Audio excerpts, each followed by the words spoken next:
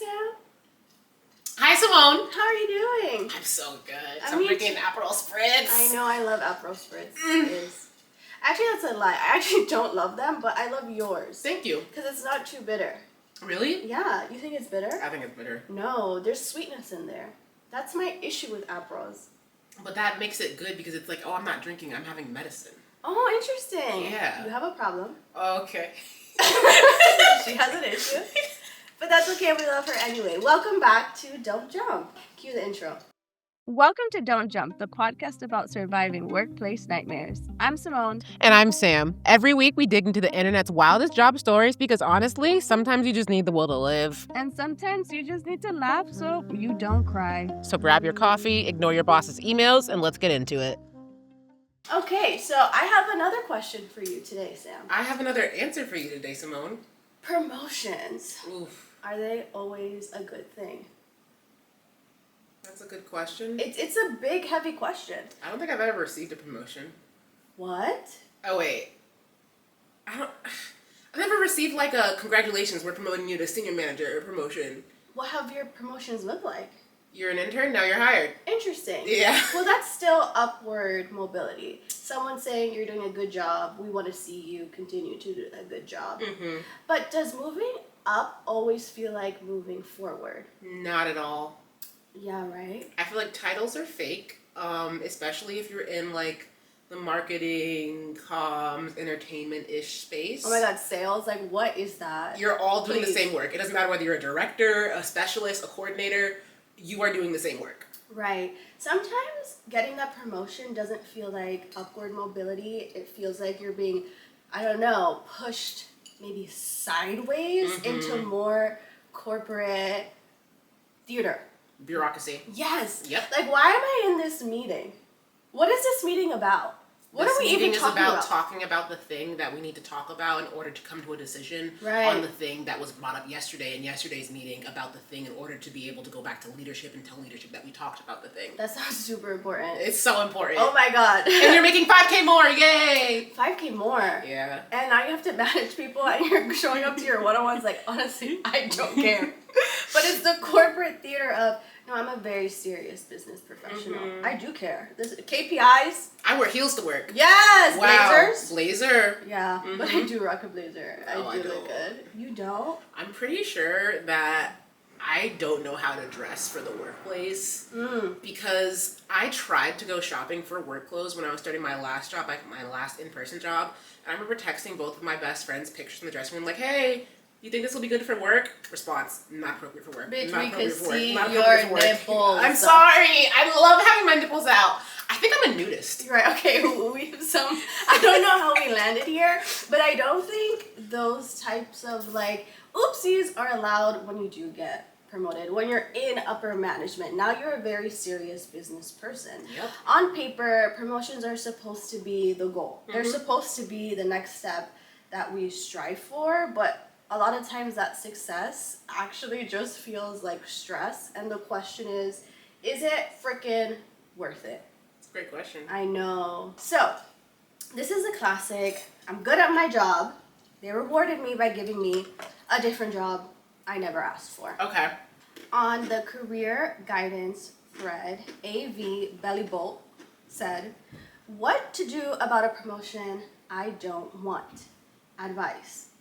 I got Quit. Sorry. She loves it. I mean, okay, real. But this guy said, I got offered a promotion earlier today that I said I was not ready for a year ago. Promotion is from associate to manager. The Okay. difference in pay is about $4K a year. Oh, brother. I don't want it. I wanted to do little requests and password resettings for the foreseeable future. Real. As fuck. Real. I don't want to manage someone or do projects. The person who offered me this has been a great role model at work and taught me a lot. I'm very grateful, but they said they would need to see what they would do if I declined, since they need a manager, and I guess they don't want to hire someone brand new. Thoughts? I do like my job and company, but right now I'm in a place that I don't really want to resign, especially in this economy. Oof, Tough. that's such a tough place to be in. I know. 4K a year more though, to go from associate to manager and double the responsibility, it sounds like. What is 4K after taxes? Bro. 2K? What is 2K after rent? Nothing. What's nothing after living in America? I know. Negative nothing. I think it's difficult. I'm proud of OP because he goes to his manager. I don't know if this is worth it for me. I do feel like they have some sort of like a good relationship where he could be honest. Maybe best case scenario, he negotiates that. I think you're also allowed to negotiate any type of new responsibility, promotion, and because that pay is abysmal. Yeah. A 4K, like, that's not worth it. I will say, good on OP for recognizing that, like, only 4K more, it's not worth even considering taking the role. Like, the fact that OP was able to instantly recognize that, I don't know if in my early days when I was still at the associate level, I think I would have heard the word manager and been like, I'm gonna be a manager. I'm gonna be big business. So, like, good for OP for that. I know. Someone in those comments said, just take the promotion. So they're more green in their career, probably, and they might be feeling the same sentiment that you just spoke to. Like, I should want this, I should take it, it's what's best for me. Another commenter says, it's hard because coming from someone who is also in IT, it's quite frankly very rare and difficult to come across in the industry right now and could potentially lead you into having a very fruitful future moving forward. So I think they're saying you should take it. It's probably best for your holistic career journey. Yeah, because once OP has manager on their resume, they can also, like, if they don't like being a manager there, they can go anywhere else and say, oh, I'm a manager here, I'm applying for a manager role there. So, like, it's opening up the possibility of more money at other places for there. But that still just sucks. I'm sorry. No. The commenter goes on to say, though I was in a similar position as you, and I'm someone who was very happy just simply being in my old position and declined any further movement, I consider my move career suicide. I no longer make the money I needed to be comfortable after tech layoffs and wage drops. My advice would be to take it. Learn everything you can, and in the near future, you decide you can't take it, leave. But move for better pay with a job title bump. It might be worth it in the long run. If you decline, that's totally fine too. Your outcome likely won't be the same as mine, but I do say I regret not moving up and learning more in the field because it definitely ended what I considered a fun career. That's sad. Bro, working sucks. that is so sad. Yeah. A general, like, something that I live by is, you know what? Take it. If you hate it, you can leave. Yes. I would personally very rarely say no to something, even if I felt like it wasn't going to be good to me, and maybe I should unpack that in therapy, because I feel like if God is bringing this to me, if the universe is bringing it to me, maybe I don't feel intuitively ready, but maybe I can be, or I should be, or I can extract some sort of bigger meaning, bigger lesson out of this role. See, when that happens to me, my thought process is, this is a test. It's a test of my boundaries. Ooh. It's a test of knowing what to say no to. It's a test of being satisfied with what I have and not seeking more, of getting off the hedonic treadmill. Ooh, I love how different we are. I know. I do feel like there's no right and wrong answer. 100%. It's whatever feels right for you. And so OP doesn't come back on the thread and tell us what he ended up doing, but I'll leave this post with this, right? This final comment on this thread. Someone says, 4K plus more a year as a manager is a joke.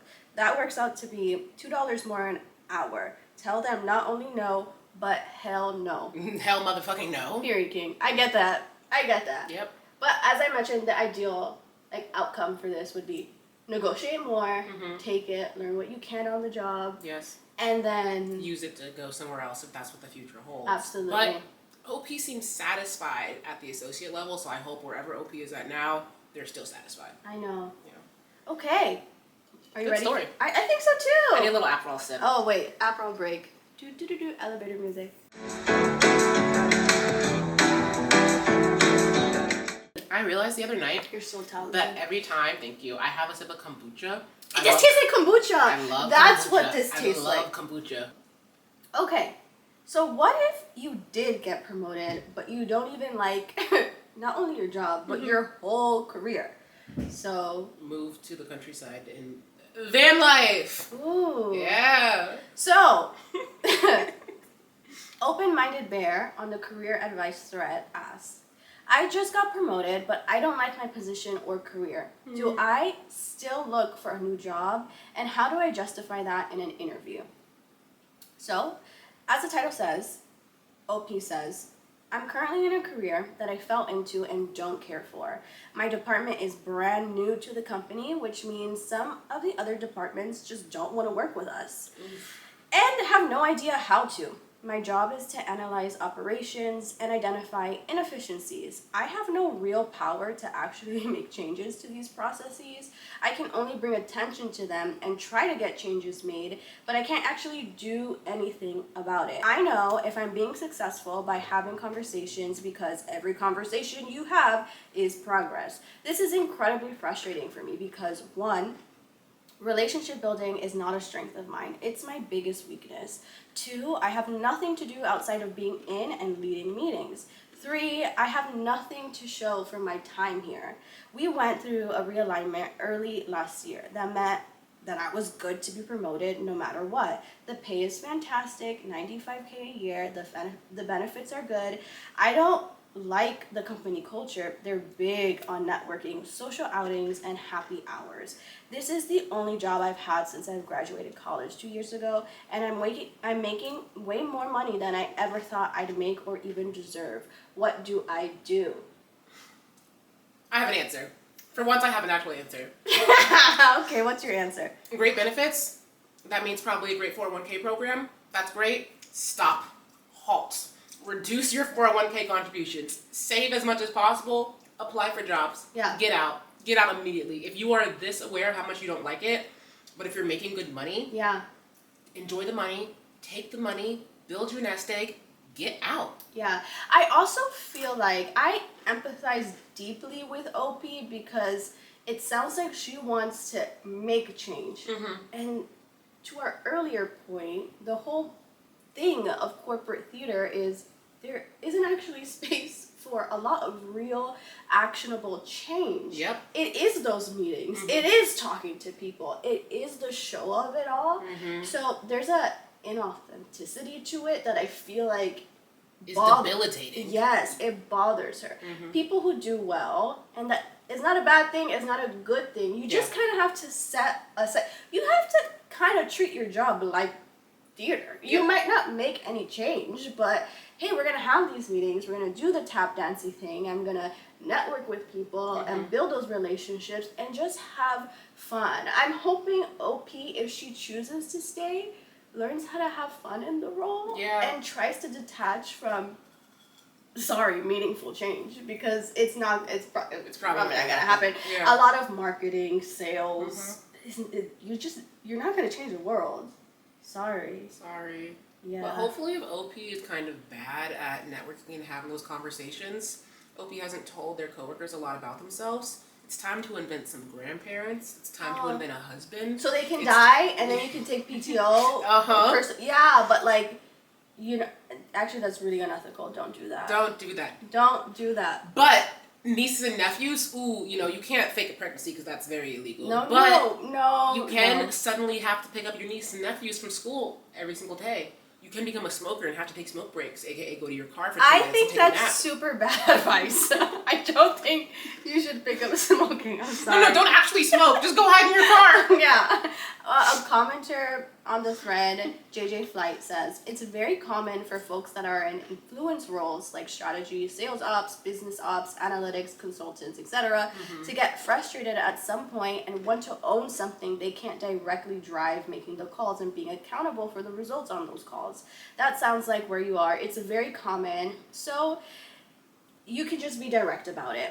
I would recommend these 2 things. Have a discussion with your manager about that. There may be ways to bring more direct ownership into the role on either a permanent or project basis, or many other internal things that can help you pivot to presuming you're a higher performer. That's interesting. That's great advice. Wow! I know. Wait, that's much better than what I said. Amazing advice.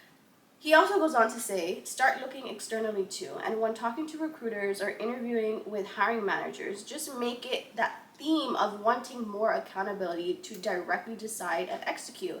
Again, it's super common, so they'll get it. Separately, whether relationship building is a strength or not, that's a skill you need to build over time. Just about all roles require some of that. Things worth doing usually require teams. More and more, it's needed over time. And as soon as you start managing people, it's super critical too. So keep working and building those skills in any role that you do.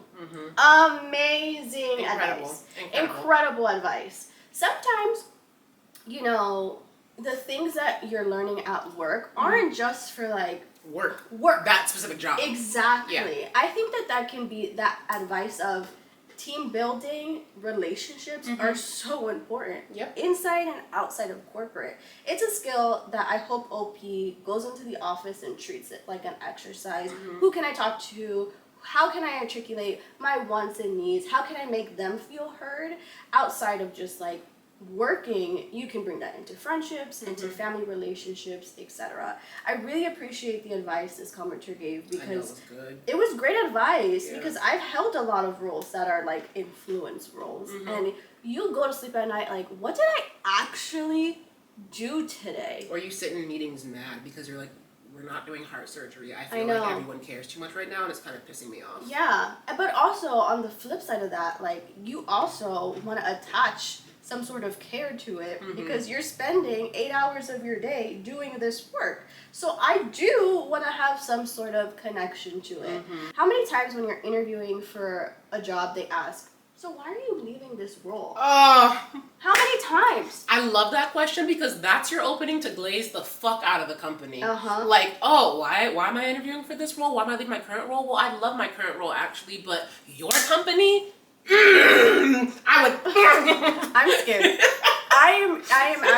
I'm very scared. I just feel like people love hearing that, like, there's someplace where you want to be. And so when that question comes up, because why are you leaving? Because I want to leave. What the fuck? Right. What do you want me to say? Right. I'm going to suck your ass now because I had no other choice than to suck your ass to give a response. Absolutely. Why I love what this commenter said is because he gave actionable advice on what to say when you're interviewing for your next job. I think it's super valid to say, hey, in this role, I didn't feel like I made as much impact as I wanted to, and I really want to be at a place or a company whose culture really nurtures that type of movement and impact. Totally fair, totally real, and I don't think it comes off as like bashing your current employer. Yeah, because that's also important, making sure that you're not just like getting into an interview and talking shit about your current You employer. should never do that. Even if you're thinking it. Yeah, you should never ever do that. Okay, I feel like that was good. That was excellent. That was excellent. Yeah. So I have a few more stories, but in the interest of time, I'm curious which one that you wanna. I get to pick? You get to pick. Okay, Your tell me the lucky day. options. Okay, so this one is essentially for the girlies and the gays who, or honestly anybody who's dealt with imposter syndrome. So getting promoted and then being like, I don't know if I can do this. Okay. Another option is someone who is scared to be promoted, but they don't want to feel like they're stuck in their career. So they're unsure how to grapple with their next move.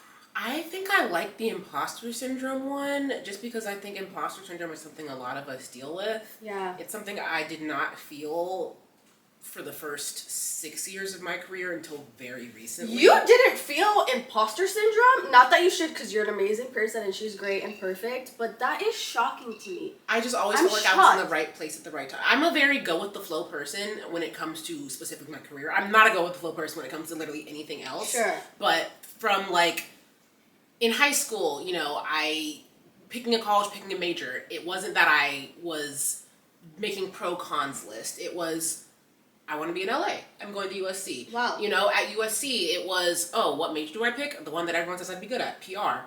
In that major, oh, everyone's interning? I should intern. Oh, this internship offered me a full-time job? That's much, you know? So I love that. It just always felt like I was just going where the wind kind of took me. But once I was laid off for the first time this past March, and I had to actually like look for a role and pick a role and negotiate an offer and all of that, and then I wound up in a slightly new field for the first time. Yeah. Wow. I understood. Like, I've never understood imposter syndrome until now. I understand the pain. Is that too dramatic? No, that's not pain dramatic at all. Yeah. Yeah, so we can get into... Let's do it. Right. So under the career guidance thread, Throwaway Life at 30 says, I just got promoted at work, but I don't deserve it. But people keep telling me otherwise. What do I do? It's my first job. Been with the company for 2 years. Boss promoted me. I do not deserve it, TBH, because I failed to complete any task on a previous important project. That tech lead left the company, and I also severely lack critical technical knowledge to do my job competently. I'm always silent during meetings. To be honest, many coworkers have already seen my incompetence, and that has shaped them into mistreating or even being condescending towards me.